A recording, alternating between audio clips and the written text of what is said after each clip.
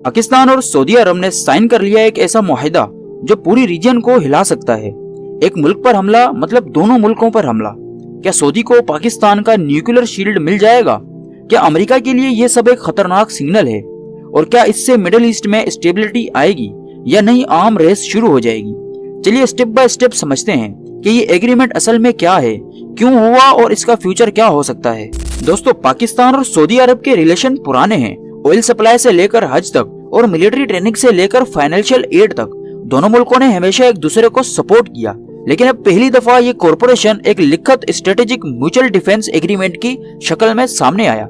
इस मुआहदे के सबसे बड़े पॉइंट ये हैं, अगर किसी एक मुल्क पर हमला हुआ तो उसे दोनों मुल्कों पर हमला समझा जाएगा। ये क्लाउज नॉर्मली नेटो जैसी एलायंस में होता है और अब पाकिस्तान सऊदीया ने भी इसी तरीके का म्यूचुअल डिफेंस कमिटमेंट कर लिया है। सोचिए, सऊदी अरब के पास ह्यूज ऑयल रिसोर्सेस हैं, लेकिन उसके पास न्यूक्लियर पावर नहीं। दूसरी तरफ पाकिस्तान एक न्यूक्लियर स्टेट है, लेकिन उसकी इकोनॉमी वीक है। थ्योरी के हिसाब से ये डील दोनों की वीकनेस को कवर करती है। सऊदीया को मिलता है एक सिक्योरिटी अम्ब्रेला, पाकिस्तान को मिलता है इकोनॉमिक और पॉलिटिकल बैकिंग। यानी एक तरह से ये डील दोनों मुल्कों के लिए विन विन सिचुएशन बन सकती है। और सबसे कंट्रोवर्शियल एंगल, पाकिस्तान के पास न्यूक्लियर वेपन है। कुछ पाकिस्तानी ऑफिशियल ने इस मुआहदे के बाद न्यूक्लियर डिटरेंस के हवाले से स्टेटमेंट भी दिए। अगर सऊदी को इनडायरेक्टली पाकिस्तान का न्यूक्लियर शील्ड मिलता है तो इसका मतलब है कि गल्फ रीजन में बैलेंस ऑफ पावर शिफ्ट हो सकता है। ईरान के लिए ये एक बड़ी कंसर्न होगी और इंडिया के लिए भी। इंटरनेशनल कम्युनिटी की इसी वजह से एक्स्ट्रा क्लोजली इस पैक्ट को मॉनिटर कर रही है। गल्फ पॉलिटिक में इसका सबसे बड़ा असर अमेरिका पर हो सकता है। अमेरिका गल्फ का ट्रेडिशनल सिक्योरिटी गारंटर है, लेकिन अब सऊदी अगर पाकिस्तान के साथ डिफेंस पैक्ट में आ रहा है तो इसका मतलब है कि गल्फ कंट्रीज अपना अल्टरनेटिव सिक्योरिटी सिस्टम बनाने की सोच रही हैं। यही वो चीज है जो रिलीजियमेंट ऑफ ग्लोबल अलायंस कहलाती है। यानी आने वाले दिनों में अलायंसेस चेंज हो सकते हैं और नए ब्लॉक सामने आ सकते हैं। अब बात करते हैं इस मुआहदे के पॉसिबल सिनेरियो क्या हो सकते हैं। स्टेबिलिटी सिनेरियो की बात करें, अगर ये मुआहदा सिर्फ सिंबॉलिक रहे और दोनों मुल्क अपने एनिमीज को डेटर कर दें बिना किसी रियल एस्केलेशन के।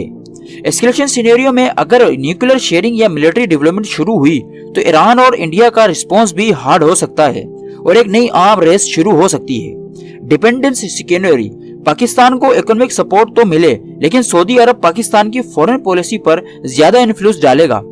ये पाकिस्तान की सॉवरेनिटी के लिए एक चैलेंज भी बन सकता है। एक और एंगल, इस डील का इकोनॉमिक फायदे, पाकिस्तान को सऊदी की तरफ से ज्यादा ऑयल फैसिलिटीज, फाइनेंशियल पैकेज और इन्वेस्टमेंट मिल सकती है। सऊदी के लिए पाकिस्तान एक रिलायबल डिफेंस पार्टनर बन जाता है, लेकिन इसका प्राइस ये भी हो सकता है कि पाकिस्तान को अपनी फॉरेन पॉलिसी में कंप्रोमाइज करनी पड़ेगी। दोस्तों, पाकिस्तान सऊदी डिफेंस पैक्ट सिर्फ एक पेपर साइन नहीं है, ये एक चेस मूव है जो रीजनल और ग्लोबल पॉलिटिक्स दोनों को इम्पैक्ट कर सकता है।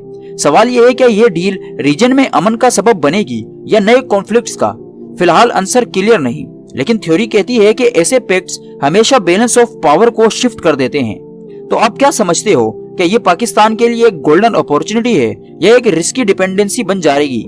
कमेंट में जरूर अपनी राय शेयर कीजिएगा। तो मैं आपसे मिलता हूँ अगली वीडियो में, तब तक अपना ख्याल रखें। अल्लाह निगहबान।